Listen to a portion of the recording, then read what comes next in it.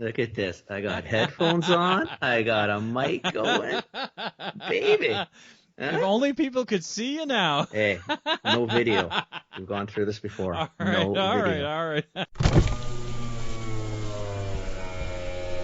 Welcome to This Commerce Life. This is a podcast aimed at small, medium entrepreneurs focused on commerce.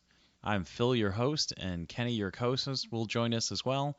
And we're going to talk to you about the world of retail and commerce and how things are changing in the world. Situation, and It the does. opening is really just bringing it back. Yeah. Like by me in my neighborhood, so I'm in Queens, right outside of Manhattan, Okay. neighborhood called Astoria. Yeah. And it's I think because I hang out, there's a local restaurant. We have a whole strip where there's like 30 restaurants. They've been doing outdoor dining, for the past few months. Yeah. And for the past 2 months, I have not heard of anybody or, haven't heard anything from my friends hearing of anybody getting sick. They were all sick in March or April, but for the past 2 months, I know in my neighborhood. So I think we in this particular area have had enough cases. Don't forget, New York was hit first, and we were hit the hardest. Yeah. So I think there were a lot more cases than were reported because the reporting wasn't good either. Yeah. The testing wasn't great, right? Yeah, so Yeah. I think we have some level of herd immunity, just like in my neighborhood. Right. But other neighborhoods, like I said, Brooklyn's getting hit hard. There are a few other areas that are getting hit hard, and there's talk right now of scaling back the openings again. But who knows? We'll see. But the more that continues, the tougher it's going to be for the industry. I mean, we're benefiting, from it because literally there's nowhere else to go. Yeah. No, for sure, right? For sure. Yeah, And it's going to be difficult as long as people continue to. It's just unfortunate. It's become so politicized in your country, which unfortunately spills over to our country because obviously we're divided by an imaginary line. But it's difficult, right? Because. And it's hard, right? Because I think we've all focused so hard on the numbers. And when you don't see a lot of people dying, you tend to negate the seriousness of it, right? Mm-hmm. You know what I mean? So there's 5 million cases, but there's nobody dying. You think that's great. The challenge you got to be careful with is the cases as they grow, people do get sick. Mm-hmm. And if people end up in a hospital, you're going to cripple the healthcare system, which Cuomo, your governor, was all worried about at the beginning. Yep. I know people thought he was all panicky, but he was panicking for a reason. Fill up New York hospitals, all the ICU beds, and then if anybody gets sick, you're screwed. Yeah, and it What are got you to gonna a do? point. I saw videos from inside the hospitals because a friend of mine, her son worked at Elmhurst, and there was just a room with dozens and dozens of body bags stacked up all over the place because they had nowhere to put them. So, and that was back in April. That's insanity. Now it's, like I said, it's calm, but who knows what's going to happen? And the thing is, it's funny. I talk to people in other countries because we have. And man, they look at the United States like a big joke now. It's the whole world looks at us like a joke. I hate now. to tell you that, you know what? It's probably unanimous worldwide. We got family in Italy still, and we constantly have to remind them, you guys, we're different. I'm sorry. I know there's a line, but we tend to, if someone says, hey, Canadians, you should put masks on. You know what Canadians do? Fuck, I guess we should wear a mask. What do you think? We should wear a mask. Everybody should wear a mask. There's very few of us who disagree with it. Where the States, you're so individualized. Yeah. It's like this. Well, you can't tell me what to do. You're thinking, I'm not telling you what to do, man. It's just, this is for the benefit of all of us. It's a freaking mask. It's not going to kill you. I mean, look at what China did, right? They locked down everything. You weren't allowed out. They were bolting doors. Food. But it worked. But we can't do that for 2 months. No, Chris can't do it for 2 weeks. No. I know. It's like, doesn't anybody read books anymore? You can't just sit inside and read a book and find something to do. It's like, unfortunately, we watch 2 news channels, the same 2 that you guys watch. Yeah, and they're polar, and neither is necessarily accurate, right? Yeah. And that's it. And so your problem is you go to the one that solidifies the beliefs you have, and that's where you go. Yeah, or And you watch both and you try to like find like some common That's the areas. Canadian way. See, that's what we try to do. Yeah. Oh man, it's tough. It's tough. No, it's making it. I mean, for like you said, for your industry, and this is why Phil and I really wanted to have. It was funny how we did it. We were talking about. We were just shooting the shit about trade shows because Phil and I love trade shows. Yeah. So we'll get into who the guest is in half a second here. We'll tell you why Joe's on. Is we started talking about trade shows, and we love going to trade shows. Like I've been, for 25 years I had gone to trade shows, Expo, the pet shows, international shows, Canton Fair. Like I just love trade shows. Phil does too, because I think we're garage sale people on top of that. So the hunt is just. We're retailers at heart, right? Like retailers, too. I think, love that. Yeah. I just we like buying too, right? We just love the thrill of finding cool and new. Yeah. And a couple of weeks ago, we started talking. We were saying, shit. I mean, I don't know what's going to happen. Is Expo going to happen? Probably not, because California is still a mess, and I don't anticipate much change in the next couple of months. Yeah. Pet's probably not going to happen. Canton Fair is probably not going to happen.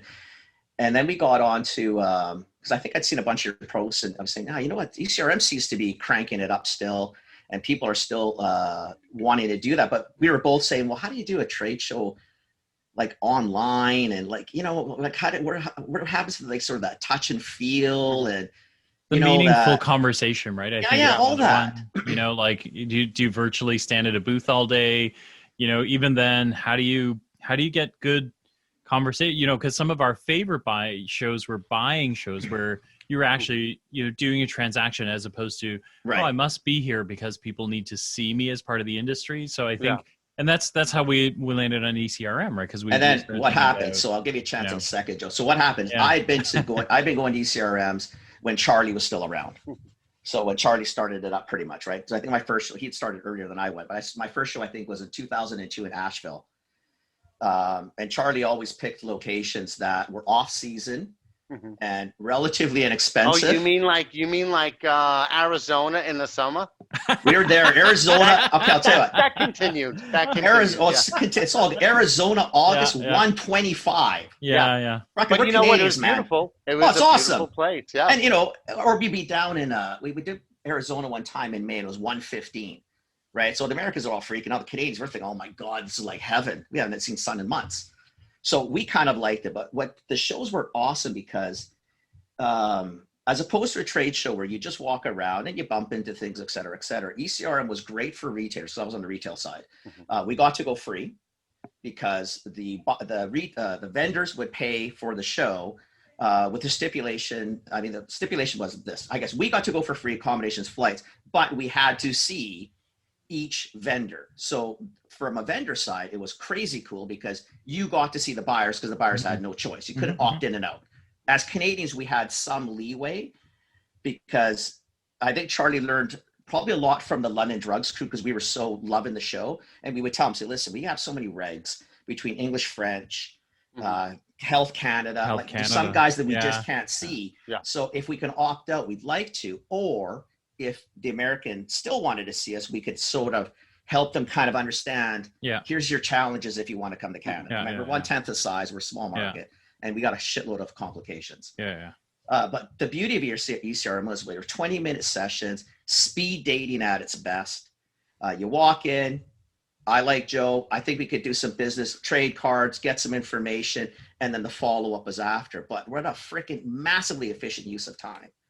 Massively efficient. That's the goal. That's the goal. And, a lot of people don't realize that what makes it so successful is the people behind it and that process behind it, right? And you'll be familiar with this, and it's even much more so now that, once you register as a buyer, you're assigned a client success manager.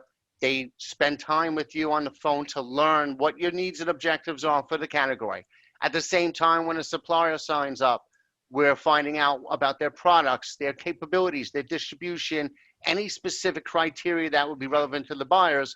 And then we curate that targeted list so that, that what we match up is as perfect as possible. And then, you're going through and reviewing the list. And like you said, if it's not relevant, well, then, they could be removed, or, the supplier can make the case. Like, let's say you're a premium retailer. You just want premium products, and there was a value retailer on your schedule. You don't want to meet with them. But it just so happens that they just launched a premium line. So our guys would then know, listen, I know you want to take them off, but these guys do have something that's relevant for you, so that what you end up with at the live session should be as close to as possible, everything being relevant. But there's so much work that goes on. It's not like, a traditional expo where you get your booth and it's the retailer comes. Sometimes it's not the right buyer. Sometimes it's, it's the right retailer, but not the right. Here, you're only allowed in if you're the right category buyer, and if you have the right products, so that it maximizes that efficiency, because that's what it's all about. You want to get the most out of that time. So in typical fashion, Phil, we're 10 minutes into the podcast. Nobody knows who the hell we're talking to or where he's from.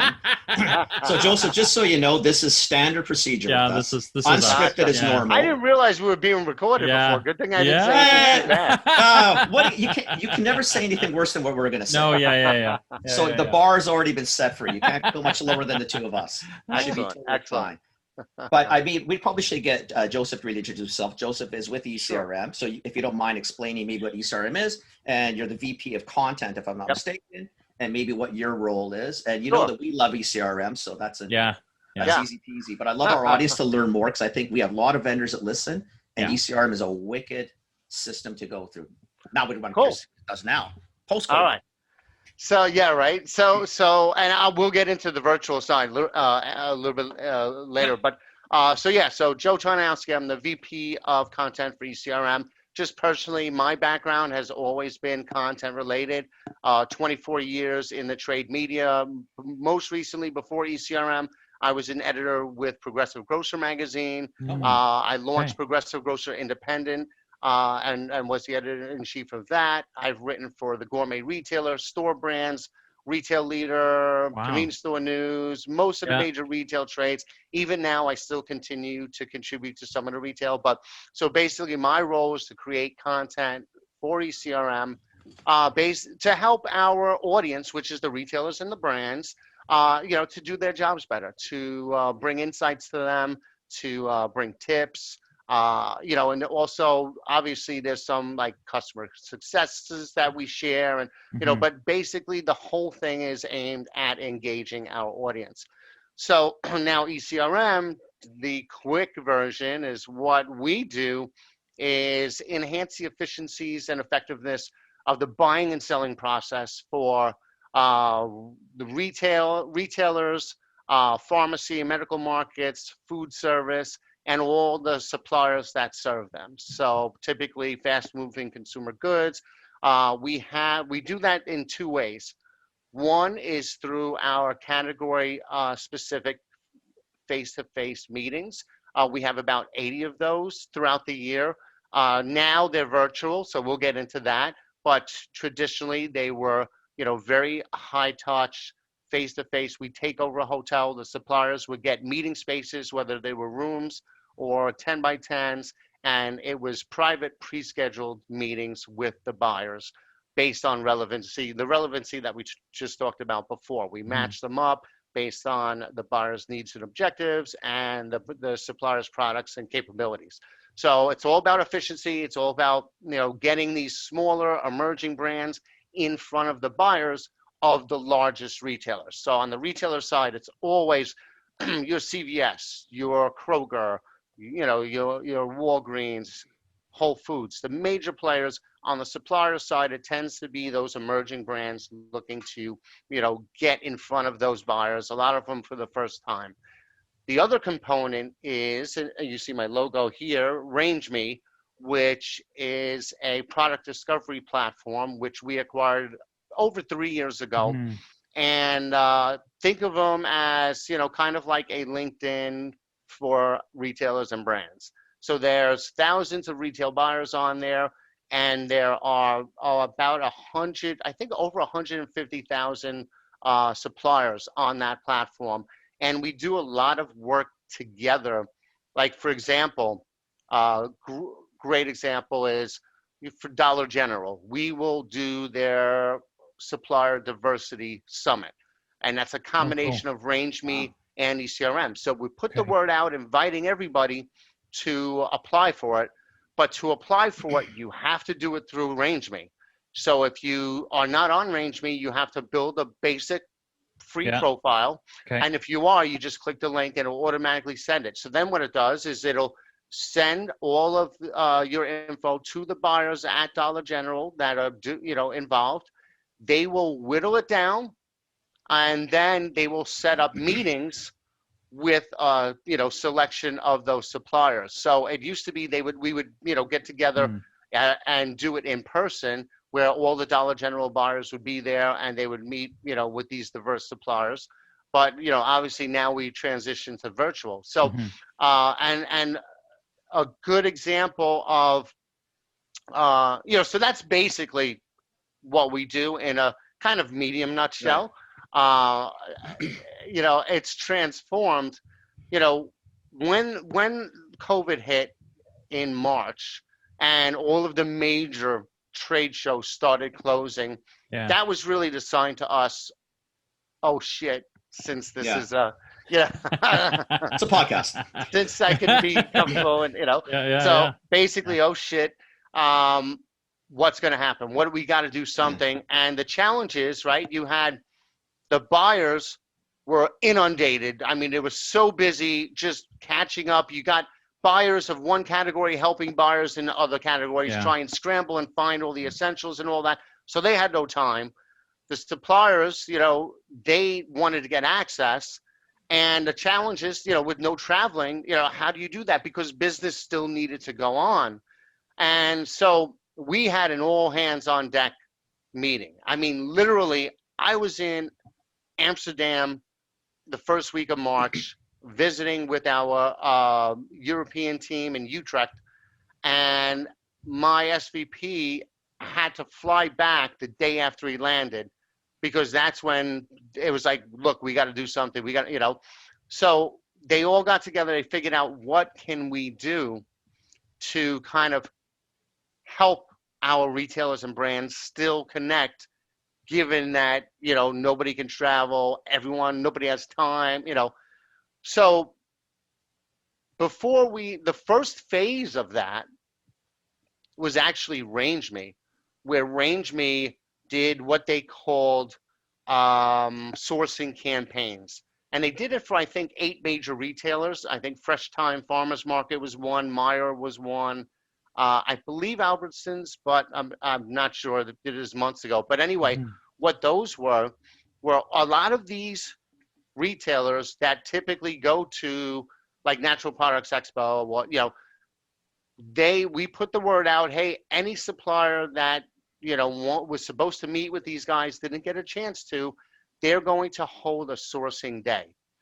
So you submit your products through this link on Range Me, and then what each of these retailers did is they dedicated one complete day where all of their buyers, right, because once it was submitted based on the category, it was sent to the appropriate buyer, because these are retailers where Range Me has enterprise relationships with. In other words, all buyers are on there. And if you go to their websites and you click the submit product link on, on Fresh Time Farmers Market, if you click that link, Range Me handles the inbound product submission for all of those guys. Wow, they do that's it for awesome. CVS. They do it for like 60 major retailers. Wow. So you have to go through Range Me. So they said, they dedicated one day, and then during that day, all of the buyers that were involved just evaluated all of the submissions. So that was one way. And while they were doing that on the ECRM side, we were thinking, well, what can we do right away? And then what are we going to do long term? So right away, what we did was something that's continuing, and it's called our efficient supplier introductions. So what these were based on Zoom. We use Zoom. We transitioned off that now to our own platform. But what these were very specific, category-based, sometimes subcategory, like hand sanitizer. Obviously, in the beginning, hand sanitizer, PPE, it was all those. Everything they were looking for. We put together a panel of about 20 Sometimes there was up to 25 buyers. And then there was 10 suppliers. Each supplier got a 10-minute presentation to that panel, which we moderated, So, and when we did that, we did about 80 of those, and we ended up getting 1,000 buyers signing up in 2 weeks. Wow. So that was the first one that we did, the first step on the ECRM side. But then, the feedback, they were like, everybody was like, hey, this is great. Is there a way you could do something a little more like your sessions with the face-to-face? Yeah. And we were already, now you've been to our sessions. I don't know if it was around when you've gone to them, but the ECRM Connect app, it was, so we have it on the iPads, and it was, to help make it more efficient. Yeah. So what we did was we turned that app into a virtual platform. So It's called ECRM Connect because we had an awesome name for it already. Yeah. And it was, it's our own video conferencing platform. We work with used an SDK from a telecom provider and built it out. And what it does, it basically replicates the entire in-person experience. And so you're the same process, right? Yeah. You register, you get, our guys will consult with you, make sure that they know everything about you. They, curate the meetings, and the site has all the tools. You can take notes. You can rate the meetings on both sides. There's a contact support button. So, and here's the thing, a lot of organizations have tried the one-on-one meeting thing, but you're left on your own. It's like, here, we'll connect you on Zoom and you're on your own. But see, that's the challenge, is if something goes wrong. Yeah. So that's where, we have 30 to 35, if not more now, client success managers and a team of IT, so that during the live session, the virtual session, we are constantly monitoring a dashboard. We could observe the meetings. We pop in and out, make sure everything's going good. There's no issues, there's a contact support button where literally if someone has an issue, right? Because you're dealing with, in some cases, hundreds of computers, hundreds of Wi-Fi, hundreds of headsets, something's going to go wrong at some point. It's just a fact. Sooner or later, for sure. Yeah. The key is how do you react to that? Yeah. So in our case, we're having instances of 2 or 3 seconds that it takes from someone hitting that button to somebody jumping in saying, what can I do? Wow. And if we need to take it to that next level, the IT person comes in. And if it takes too long, we reschedule the meeting. Right. So they still are not losing out on anything. In some cases, they jump in before they even get a chance to hit the button. There was one case, a retailer that I interviewed, she said that her supplier was late. And so she just started, looking at it over her notes while she was waiting. And before she got a chance to reach out to us, one of our guys jumped in and it's like, look, I see there's only one person in your meeting. So your supplier's not there. That's amazing. Let me go get awesome. Them. Yeah. And then you can click on a button and email, text, or call the cell phone of anybody that's involved. Right. So it's incredibly slick. It's unbelievable platform, what they did. And we've actually enhanced it where now we're adding functionality that's more networking related. So we have virtual roundtables. So we'll have like 3 or 4 roundtables on relevant topics that are moderated on, select sessions. And, so what I'll do is, after the roundtables are done, I'll interview each moderator for like 5 or 10 minutes to give a recap, because there's a limit of 10. And then as soon as that roundtable is done, as soon as I'm done with the interview, I edit the video and then I put it up on the platform so that everybody who missed the roundtable or couldn't get into that particular one can get a recap during the session. And we also put thought leadership videos on the platform so that if somebody has a 20-minute break, they can get a coffee, watch these videos.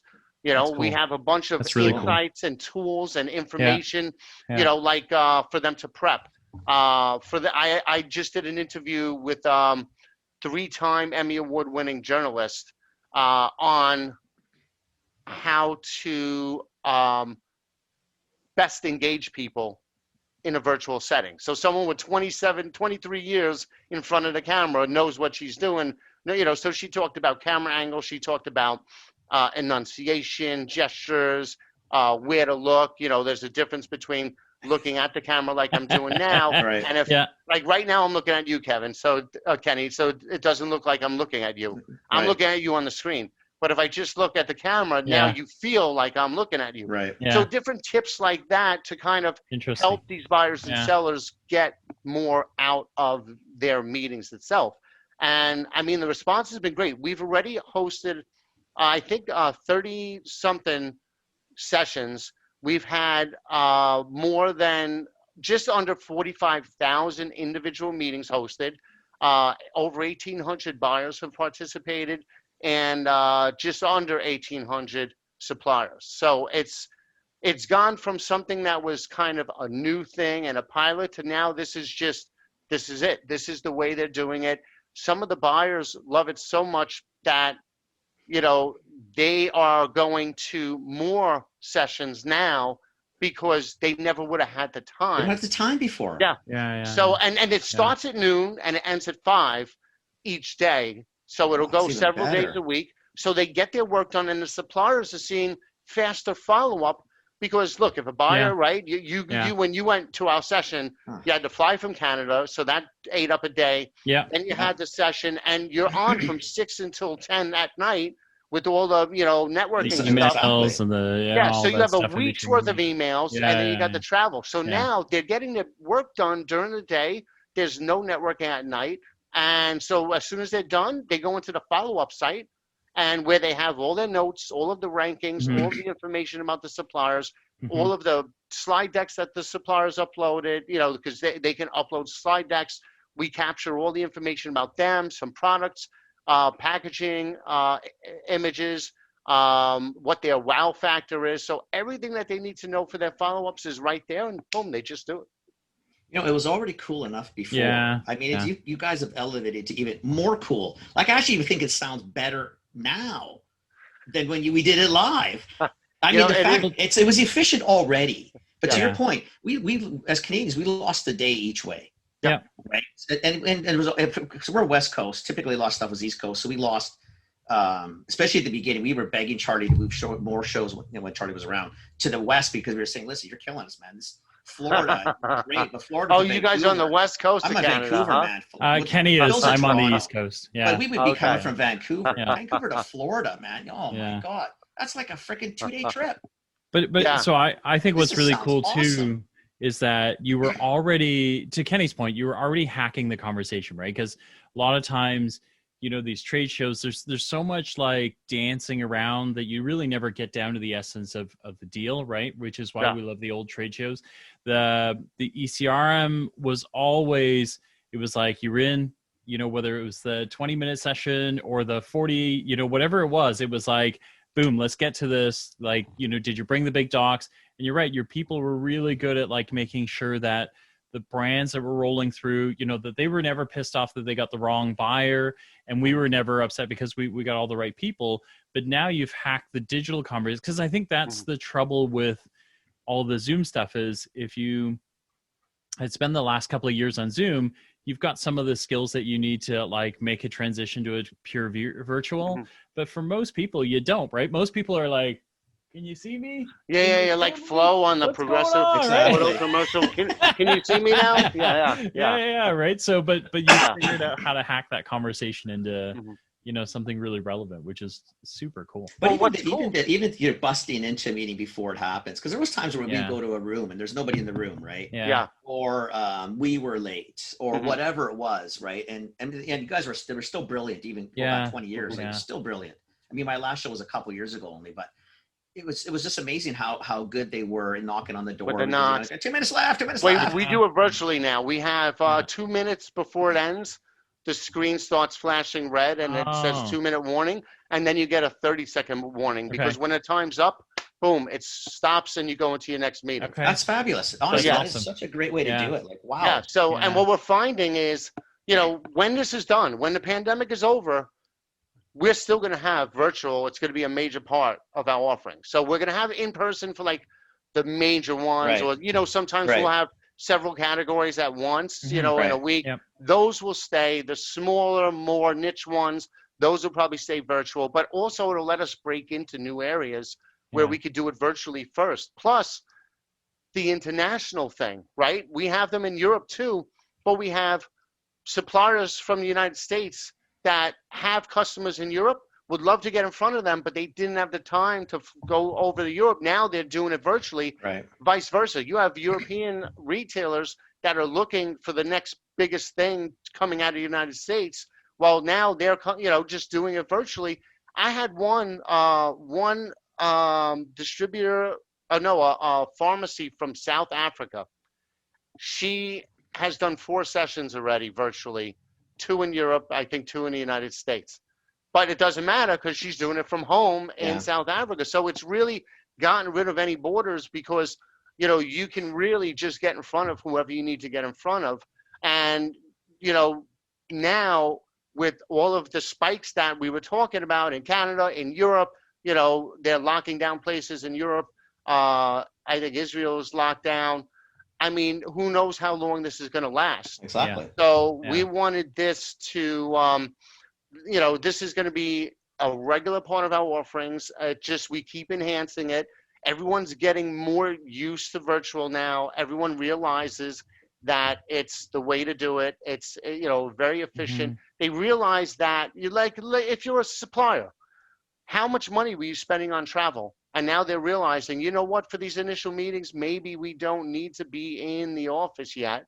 And we're going to save $3,000 on flights and hotels and every meals time. Absolutely. So they were already getting value like coming in person because they do enough business that if they traveled separately, it would have cost them $50,000 anyway. Now they're even saving that, So it's there's so many positives. And as people get used to engaging with each other, and that's why I'm trying to put out a lot of content about best practices for presentations, because, don't forget, we're observing hundreds of meetings. And by getting feedback and hearing the suppliers, like, okay, this supplier, one supplier, she had, you'd love it. She had, the name of the company is Total Cluster Fudge. And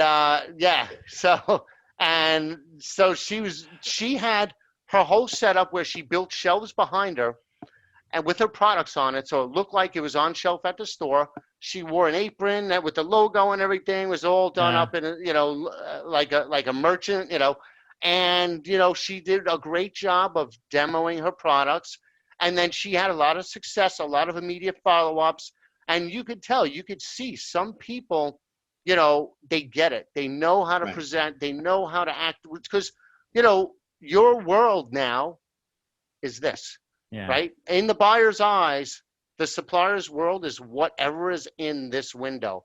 So if you don't know how to frame it up like directors do, and, and hold all of your products the right way in there, tilting it. See, like even like this, if I tilt it like this, you see the light?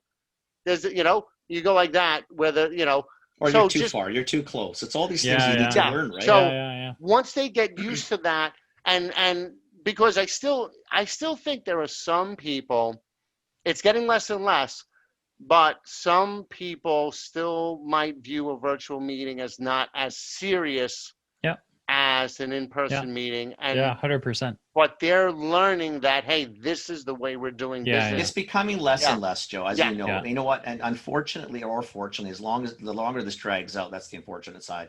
But it is making things where, the dinosaur of yesterday is all of a sudden, walking upright on land because it's changing, right? And I mean, honestly, you guys have even gotten, it sounds so much slicker. And I just think of the time. I just remember, think of it. It was a 4-day trip, 4 days out of the office, 2 days in the air in airports, 2 days on the ground. Yeah. Now I can do everything in a day. I haven't. And you're not doing any work during that time either. You're not doing anything. You're sleeping, or you're just, or you're networking and all the other stuff. And that's great. And I agree with you. I like face to face. I mean, I wish we were together, the three of us, because I like it. Me too. I've been to 48 sessions last year. 48. sessions, because that's where I got a lot of my content. Oh my gosh. Normally I do my interviews sitting next to somebody with a camera in front of us. Yeah. And now, now actually I kind of like it this way because I think we all do. But from a content perspective, I'm getting so much more done. And what I'll do is I'll do a video interview on Zoom. Right, even though we don't use Zoom because retailers had issues with Zoom, with the Zoom bombing and everything. So we needed to steer clear of that. Yeah. But I love Zoom for myself day to day. So now my interviews, I'll interview somebody on Zoom and record it.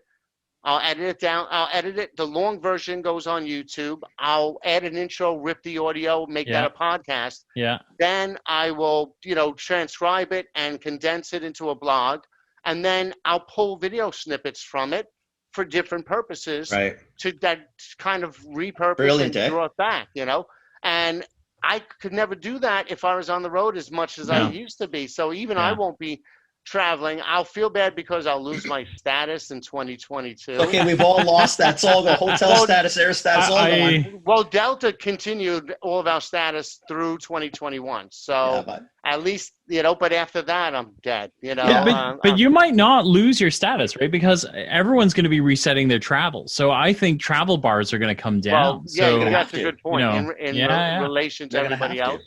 But I did love it. I mean, I've made some great relationships with that, in those. But, content-wise, like I said, I just interviewed Boots Ireland, a buyer from Boots, yesterday. Yeah. And this guy was amazing.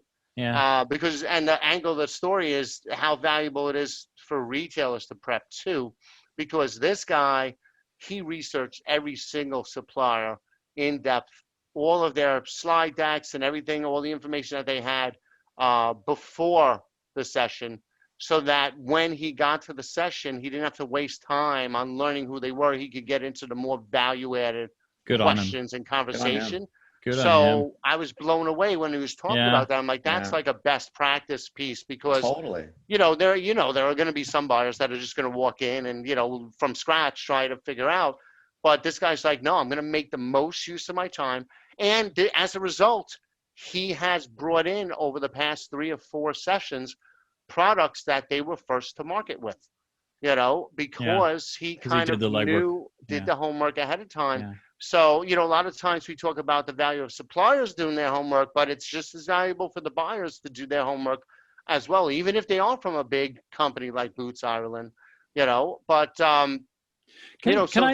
Yeah. Sorry, can I ask you, so I'm curious whether you have, because we have a lot of, we're a podcast that listens to a lot of like small, medium, a lot of small, medium entrepreneurs. Do you have different tips for small brands versus kind of medium-sized brands and what they should be prepping? Like, so in context, right? Like, so Kenny was a buyer, London Drugs, very well known and kind of owns the West Coast, right? For Canada. My experience with you guys, I was with Target for a bunch of years. So, and then I was also manufacturer side. So I was J&J and Pfizer and folks like that. Okay. But you kind of come to you come to ECRM with different lenses, right? So I'm curious as to, like, if we had a brand that was, kind of sub $10 million who's rolling into these, do you have different tips for these guys? Yeah, and depending on their level of distribution, because we always say, one, don't bite off more than you can chew. Don't come in. If you just made these products in your bathtub, don't try and get into every CVS. I got into every Walmart. Yeah. You'll end up bankrupt because you put it in, trends change, you got to get it back, So take your time, start slow, and little bit. So like what we recommend, and that's why RangeMe is such a perfect fit for those guys that are making stuff in their house or whatever. You start on RangeMe with a basic profile. It's free. You can test the waters. You can upgrade to premium. Let's say you got some distribution on Amazon. You upgrade to premium on RangeMe. That gets you RangeMe verified, which means you're ready to do business with retail. They check on, make sure your packaging, your UPCs, your insurance, everything's in order. You get a little check mark, and then once you start getting, maybe you get some local distribution, and you're ready to take that step to start getting in front of these guys. That's when you start doing it. And still, even then, I would recommend, if you're small, start slow, but look for the future. So you meet with the bigger guys to get on their radar and, learn from them. But you really want to go after those regional guys and start growing your distribution little by little. And then use that for the next stepping stone. I mean, that's why, like in our ECRM Connect, even in person, all the notes that you take in there are saved for the life of the account. So let's say I met with CVS and had a great meeting with them. They had some packaging suggestions, and maybe I'm not ready yet to handle the distribution, but once I get X this size, I will be. Well, let's say you have a banner year, and then the next year you meet with that buyer. You look in your notes and you're like, hey, you know what? We weren't ready back then, but based on our conversation that we had, we hit all those metrics that you were looking for to start considering us. Yeah. So it's just, and look at it long. So you have the short term where you try to grow locally and, online and get those numbers up on Amazon and, but then you start expanding. And then as your capabilities grow, then when you're ready to take that step, then do it. We had we just had in fact, I just posted it on LinkedIn. We did a supplier diversity webcast with Damon John, Dollar General, True Value, and a National Minority Supplier Development Council. I think that's and Damon John and actually both retailers, that was their biggest stuff. They're like, be patient. They're like, do not try. You're not going to go. We don't want you in all our stores at once. We want you in the relevant stores where you're going to do some damage, or you're going to make some business for both, and then you grow that way. They kept saying patience, patience, patience, and so I think for, on the lower level, the smaller level of emerging brands, that's so important. It's just patience, consistency, build those relationships. Because you never know where these buyers are going to end up too. You might meet one that you can't do business with now. Let's say he goes to a smaller regional. Retailer, you never know, right? Yeah. So it's always, you never know what's going to happen. They end up on the other side of the desk and I'm going to help you out. Yeah. Exactly. Yeah. I've seen that happen. I've seen that happen again and again. All the time. Yeah. Yeah. Like a retailer becomes a consultant and, and then all of a sudden now you can work with them in a different way. Plus, what I've seen is, and that's why we started doing the roundtables and virtually. And we actually have a lounge now where you can go and hang out between your meetings. But suppliers also learn from other suppliers. That's one thing at the in-person, at the networking functions, just suppliers, bullshitting over a couple of cocktails, and they learn from each other. They share connections. There was one supplier that met somebody who knew a distributor that had an end cap at CVS, whereas like all new products, and they switched out like the bottom two every year. And he's like, oh, you know what? I think your product would be good for that. Let me hook you up with that guy. Wow. So they were at the session, that's huge. but it wasn't a buyer-seller meeting. It was just two guys just hanging out. And that happens over and over again. It's just, the more you put into each session, the more you get out of it. So if you're a networker, if you know how to network with people without being overly pushy and, build those relationships, it takes time. I find the same challenge, when I'm looking to get content or interviews. I can't just go up to some huge buyer and say, hey, let's do it. Got to build a relationship first with them before. For sure. There are some times where you'll click with someone immediately and it'll come up. But other times I'm just, you try and build that relationship for no other reason than to, just get to know them beyond what they can do for you. Yeah. Are you finding a difference, Joe, between the sort of the world right now, the online world versus when it was in person? Do you find people like your content, I'm assuming, I'm going to just make assumption, is a little richer because if I'm sitting at home, I'm lounging in my office. Do you know what I mean? Yeah. Like I'm much more willing to, you open differently. My mood's different. That's a good point. That, but also because I'm doing the longer form interviews that are more casual. So people tend to wander a little more, and sometimes it's when they go off on those tangents. Yeah. That's where the golden That's the nugget nugget, is. right? And you see Absolutely. that when you do podcasts. So Yeah. now that's basically the only thing that I'm doing, and I pull everything from those. So you'll see it in the snippets that I pull out. I'll pull out, like, let's say I interview a buyer. I'll usually talk about trends. Obviously lately it's been, like, take us through the trends in your category through COVID. From March to, May to now, and, what might be happening. Then we'll talk a little bit about how virtual has been impacting their world. And then we'll segue into their experience. And kind of that's where I'll get the testimonial part. Yeah. And then we'll kind of wrap up with a look to the future. But each of those, I could pull out a 2-minute video of them talking about trends. I could pull out a 2-minute video that we'll use for promotional purposes of them talking about how great their experience was. Or even within that, I'll pick out a certain aspect, like, when they talked about how much one of our client success managers helped them out.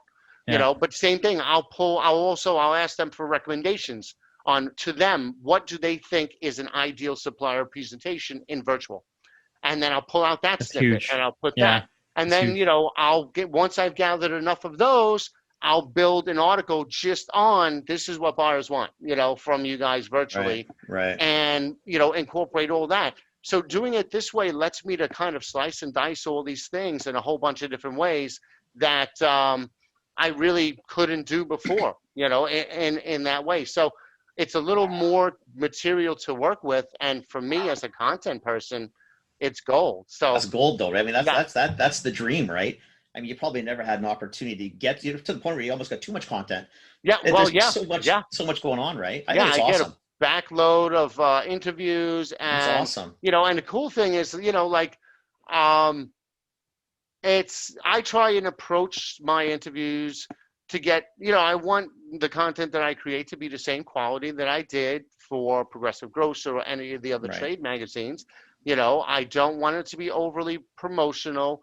I'll have the testimonial in there, but that's not in the beginning. Yeah, it was all about the experience because the platform was new. Now I'm trying to get an angle for each story that's not about us. Right. The testimonial part will be in there, because we do want to let people know it is still in technology, the platform's only been around since May. So we want more and more people to know about it. But also forever. We want to deliver. I'm like of the Gary V school of content. Give it away, deliver value as much as you can. Ask for things only a fraction. The right hooks only a fraction of the time. For the most 90% of your content should be giving value. Absolutely. And don't ask, and then it comes back to you later on. And it does. It does. It always does. We got like a double podcast. We got the ECRM, and then we got the content marketing piece too. I love it. Which Phil loves. I love this. Phil's all giddy. I can talk all day about that. So if I could do content all day, that's all I would do. Like it's just it's amazing. So it's just so awesome. Podcasts have become a really fun, but. At first I was doing pure podcasts, and I was like, screw it. Why don't I just film them too, and I'll get some videos out of it. Why not? And what's funny? I do all of my editing and stuff on my friggin' iPhone.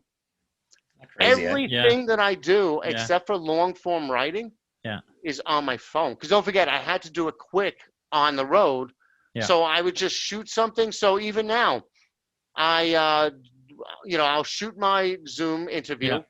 Then I'll save the file. I'll pull it into iMovie on my phone. Then I'll record a Zoom video of me doing a podcast intro, and then I'll pull that into my phone. So once I save the video on YouTube, I'll just save it again at a low DPI, and then I'll rip the audio from that. So I don't have to mess with any audio editors, because for some reason, every audio editor that I work with is a pain in the ass. Yeah, they're all like that. So much easier. I've never found one. So I just do it on here. For the audience, for our audiences, Joseph makes it sound like Joe makes it sound really easy. The trick, though, is if you're shooting off your phone, you gotta, like all that stuff that Joe talked about at the beginning about getting your angles and your lighting right. You gotta take that moment, right? Because if you just kind of like throw the phone up there and record away, you're gonna get weird shit that you can't necessarily use, right? So that's the one caution I have. And the camera's on the side; it's not in the middle of the phone, so you have to look at the edge of your phone not at, the phone itself. Yeah. I mean, the podcast I do on my computer. I have a webcam here, Right. but I just pull it into my phone to do the editing. Yeah. And then I even use Anchor to upload the podcast. So it's just I've become a master at band-aiding shit together. That's what my specialty is finding out how to do things really cheap and fast. And that's Joe it. Tarnowski, master of the Band-Aid. I love it. That's awesome. And it works. The thing is, it works. It lets me put out so much content so quickly.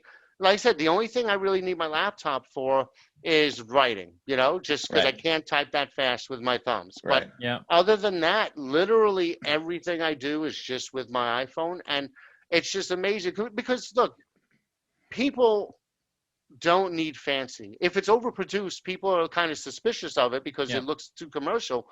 But they especially now you watch the news and there's 3 people on that they're interviewing. One of them's fuzzy. You can't hear the other one. The third one drops off.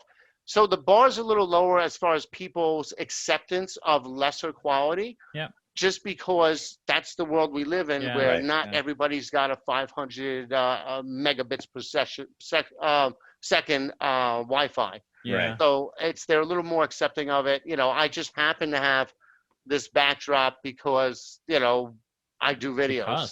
For sure. But not everybody has one. It's funny.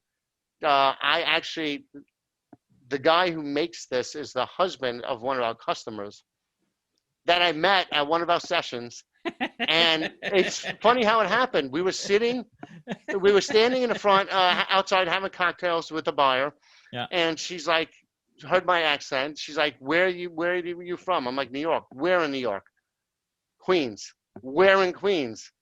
Astoria. Where in Astoria? So then I knew. I'm like, okay, where in Astoria are you? Yeah. Turns out she's a mile away. So we started hanging out, became good friends. Yeah. I met her husband. Her husband happens to own a banner company. So we were already making them because at our sessions, we have an 8-footer that we used to film in front of. Yeah. So he's like, I'll beat whatever price you got, so he did. And then I started posting about it. He got a bunch of business from our other vendors for the sessions. He's like, well, I'm just getting all these calls. I'm like, yeah, I just posted something on LinkedIn.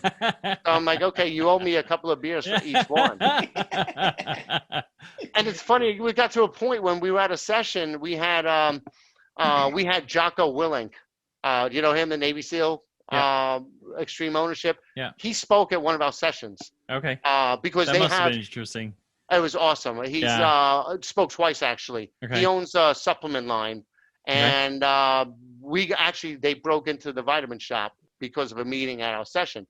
But he came and he spoke when they were, at that session, and I was there. And this person who hooked me up with her husband, she was there too because she works for a supplement company.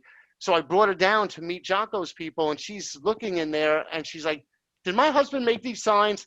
And it turned out, the person who hooked me up with Jocko is someone I do packaging design content with. She just happened to design one of his products. So that's how we got the intro and all that. And so it's just that one, and I met her on LinkedIn. So that one LinkedIn connection ended up getting Jocko speaking twice, Jocko Fuel Supplements in Vitamin Shop. I ended up getting all this content. I did an interview with him. I've seen him a few times now. This woman, Emily, we've done about a dozen videos together on, packaging, on presenting, and all. So I have all the stuff from one. She just commented on one of my posts, and we just started talking. Isn't that cool, though? You never know. I mean, the same way we met. I mean, it's the same. I know. I've been following you for a long time because I follow and I like what you do. I like your content. I read your stuff. I like the videos, and I think it's pretty cool, right? And it was bizarre that you comment back, and I thought, so I think I texted Phil. I said, fuck, should I just text this or message this guy, see if he wants to come on? Yeah, I gotta do it. I don't know, man, but I'll just send it back to him. Yeah. What the hell, right? I was like, you were right on. We are a perfect format for virtual. Check this out. That's awesome. I'm so glad you did this. I'm just it's a small world, and it is a small world. But you know what? There's still so many people out there that we don't know, that we haven't met, and so that's why I'm always open to a conversation with anybody, even if it's a 5-minute, just because, maybe there's something there that neither of you knew Exactly. would work. And Yeah. it just, it a lot of times it turns into something. And Exactly. I think that's the main thing. And the cool thing about working for ECRM and being a part of it, I mean, one, it is like a family.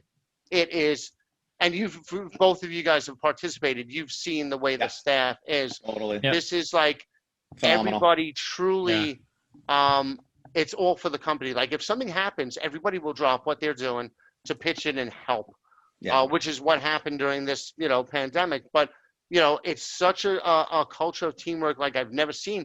But the thing is, I think a lot of it is because a lot of people are family, kind of. You have a lot of husbands and wives and sisters and, that work for the company. You have people who've grown up in the company, people like Sarah, our SVP of food and beverage. She started as an intern or CSR, then an intern, then an account manager. Now she runs the division. Then everybody that works here, a lot of them have come in from friends and started as CSR, the people that do the knocks, and then they'll come in. So now if your friend brings you in, you don't want to let them down.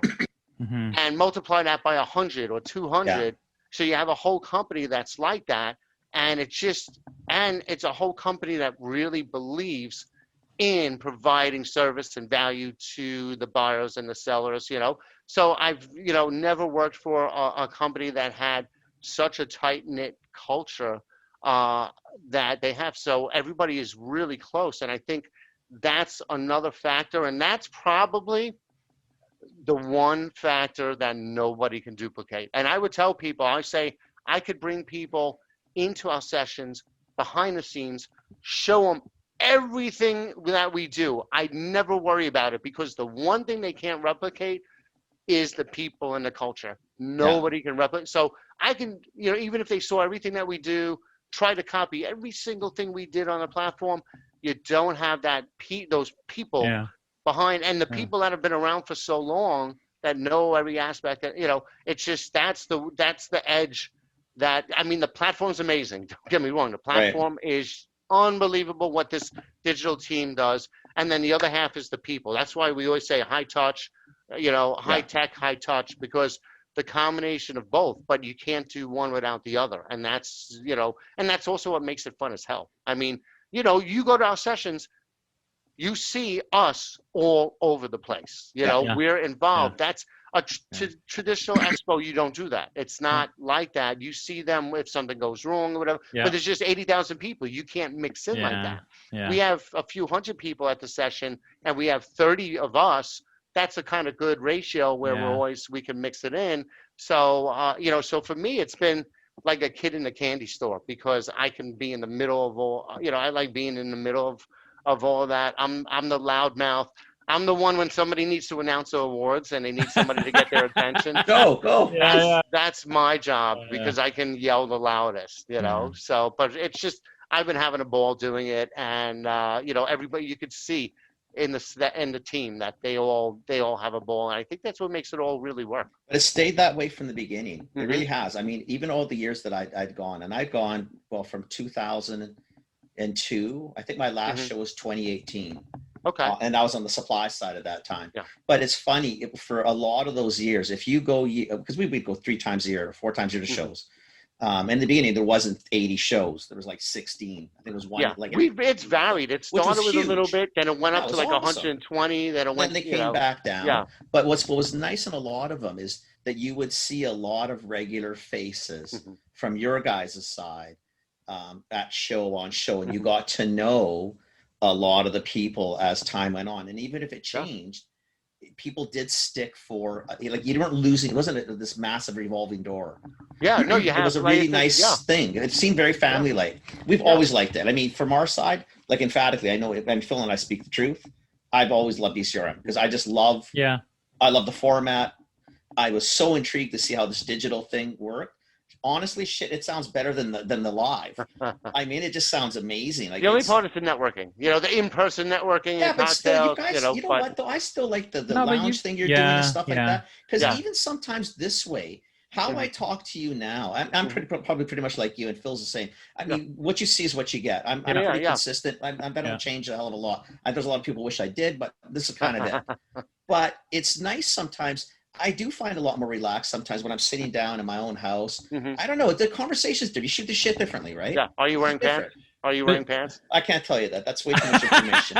And hence why we have the faces for audio. We're an audio only podcast. We don't do no video because of things like that. You never know what you're gonna get.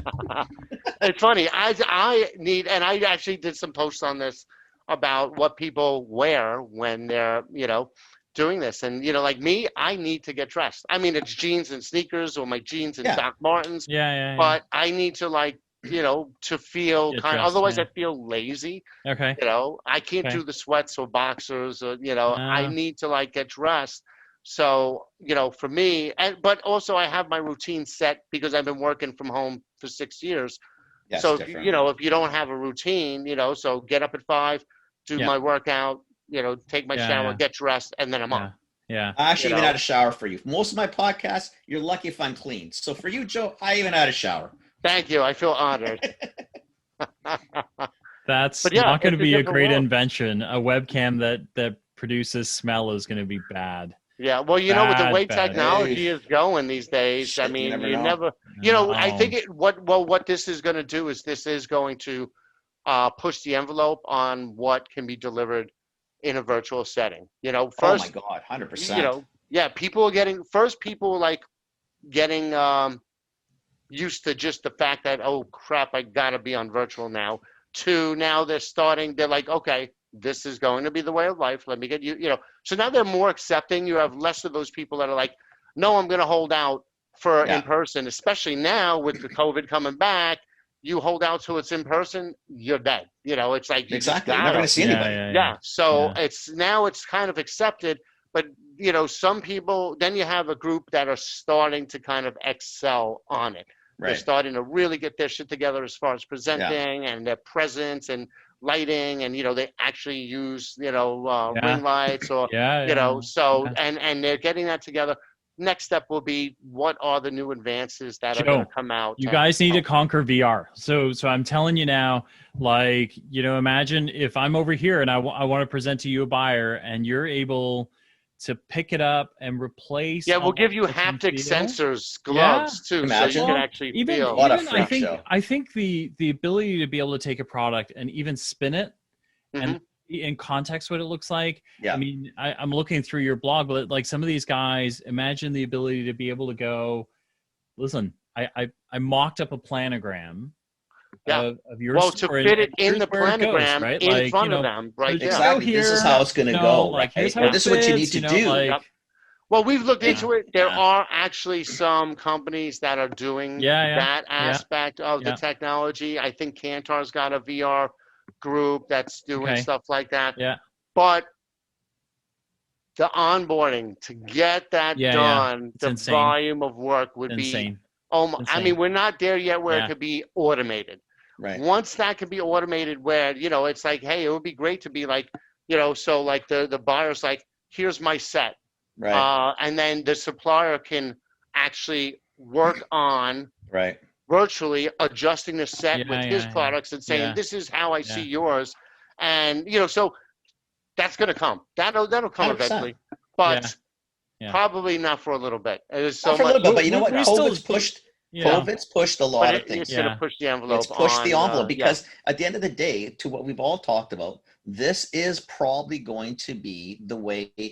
The vast majority of us do meetings probably from now forever. Yes, we will get on plane. Yes, we still like face-to-face.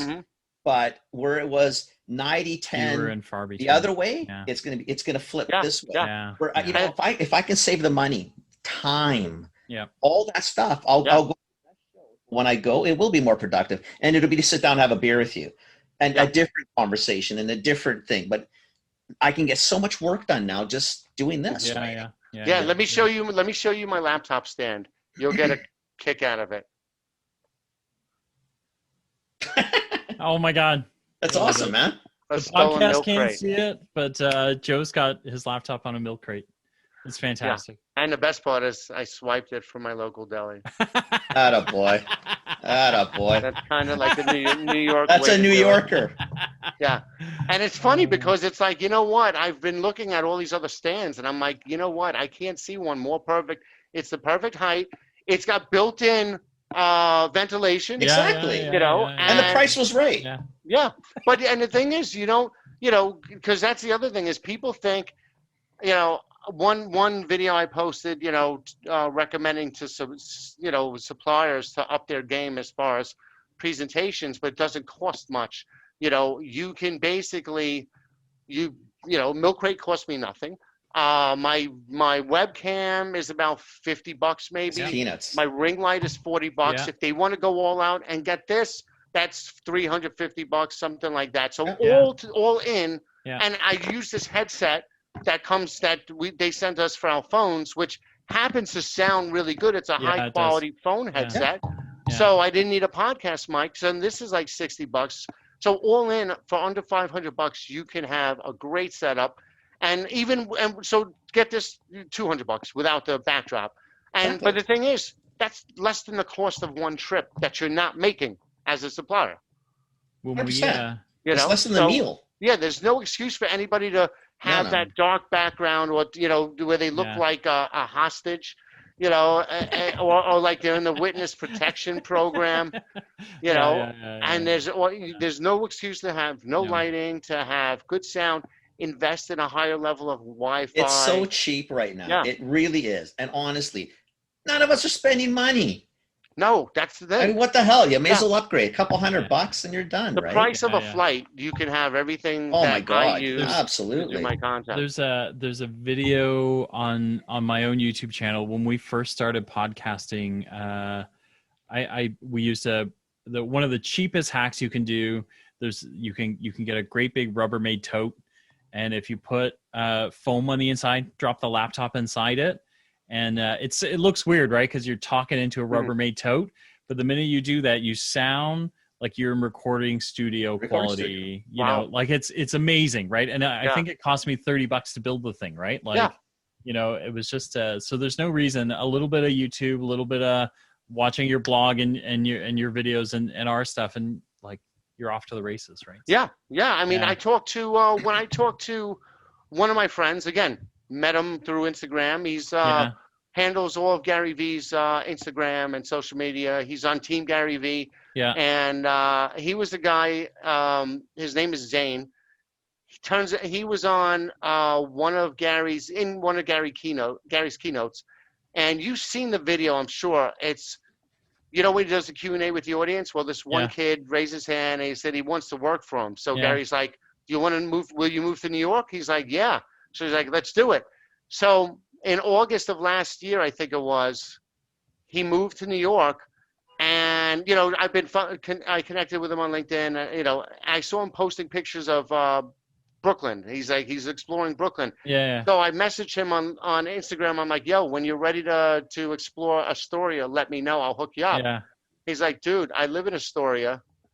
Turns out he lives 5 blocks away from me. That's awesome, I took him around, introduced him to everybody in the neighborhood, and we become friends over that. But I was talking to him, and they're very simple with their content. They use Anchor. They use, you know, they'll rip videos from YouTube to get their clips. I mean, they're down, and I mean, granted, they do produce some amazingly high-end stuff. Right. But for his day-to-day stuff, you know, I mean, it's all about speed and throw it out there, and then you see what happens, what works, what doesn't. Then you what works, you do more of that, you know, and just multiply that again and again and again. And not fancy, you know, it doesn't have to be fancy. And he's really, you know, he's definitely not a fancy person, you know. So yeah, it's just it's been interesting learning and that whole journey of seeing what works and what doesn't work, and you know, how do you get that black background? They're moving blankets.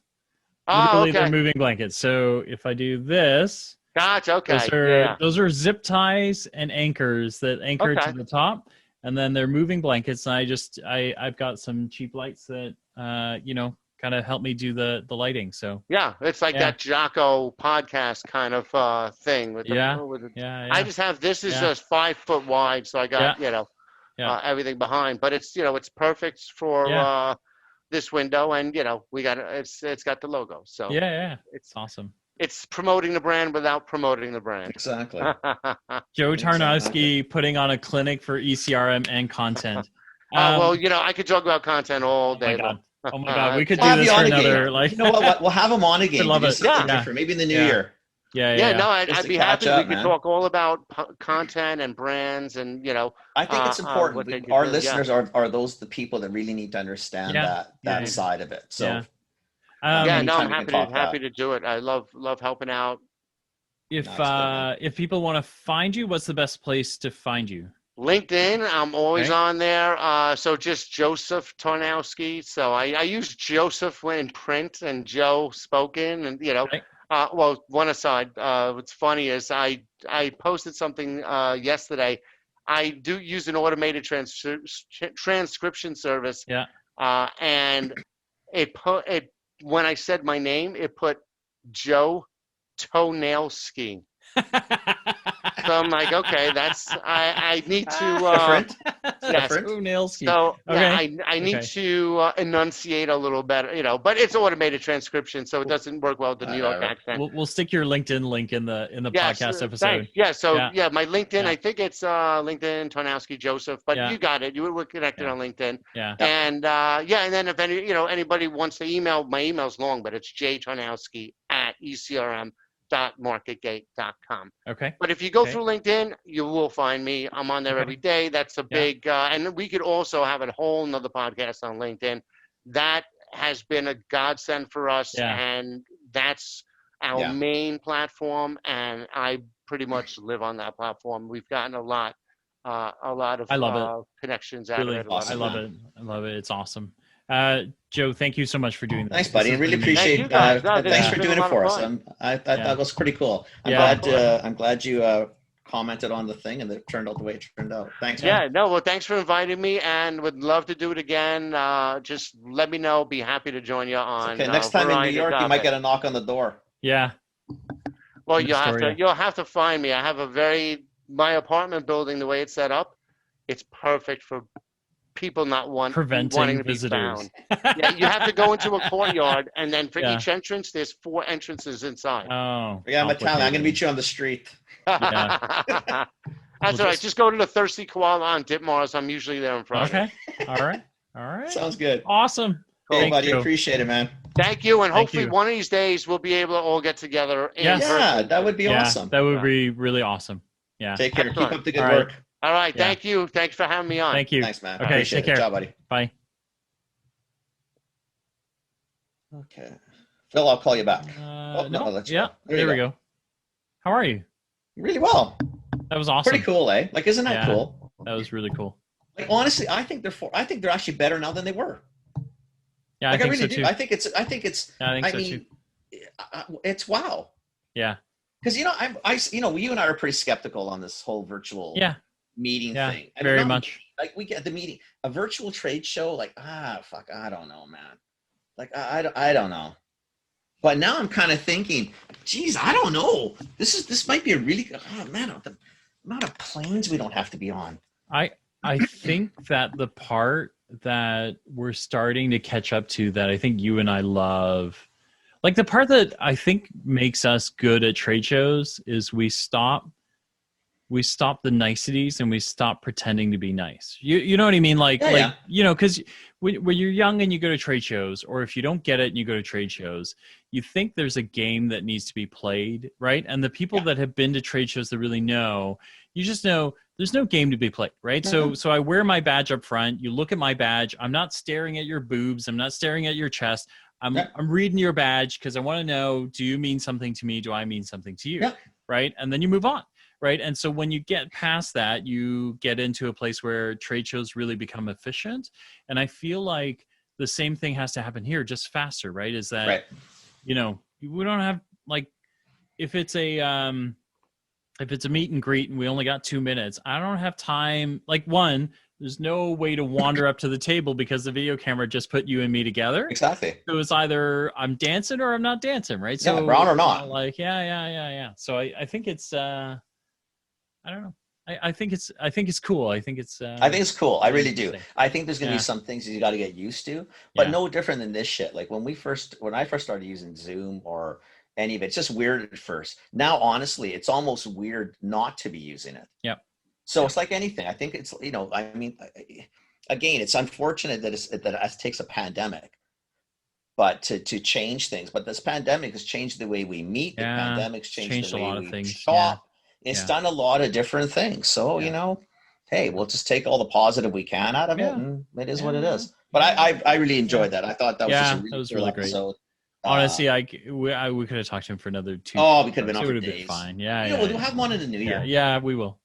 Right? Catch up on, and I would love to do a LinkedIn session because I think that's another platform that is so underutilized by many businesses, and I don't think they understand how important it is because some of your key contacts are going to come from there. It's not going to be your Facebook page is great as customers, but your customers are also on LinkedIn. Yep.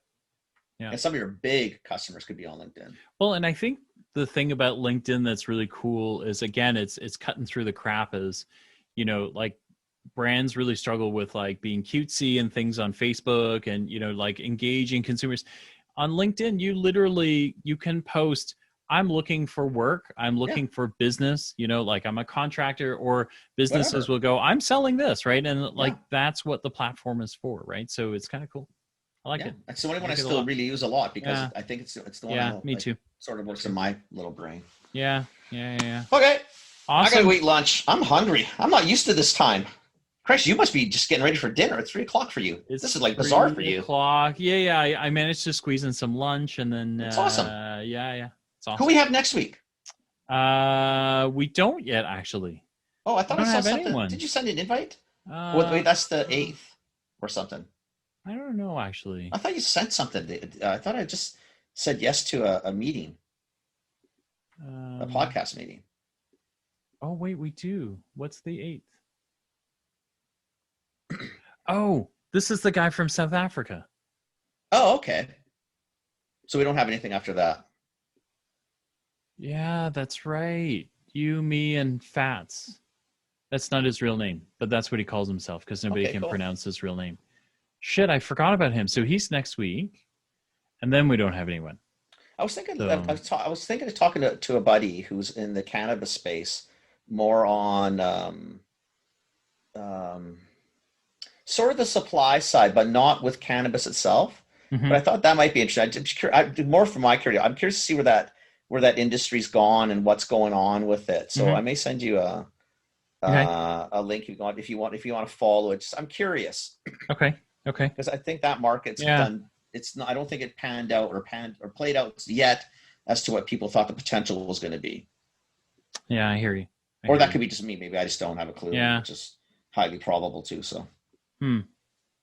Yeah, that would be interesting to talk to them as well. There's another guy that I want to get on. I'm just waiting for their product to develop. So the guys that were developing kind of that like the plug into your website. So if you didn't have the ability to order or take orders and things like that. Right. So I talked to them last week. They're close now. So cool. I'll want to get him on at some point as well too. So I think there's a bunch of these guys. Okay. Yeah. Awesome. And I got to connect with Viren. I still I think Ethical Bean stories. Yeah, that would be Ethical Bean would be really cool. Maybe I'll just ping him again today. Yeah. Okay, Very buddy boy. Awesome. That's it. All right. That's the end of this Commerce Life. We'll be back soon with the next episode. Thank you for joining us. We hope you enjoyed it. Give us feedback. Tell us what you think. Subscribe, like us, join us, share us, tell your friends about us. And we hope to see you next time with more commerce news.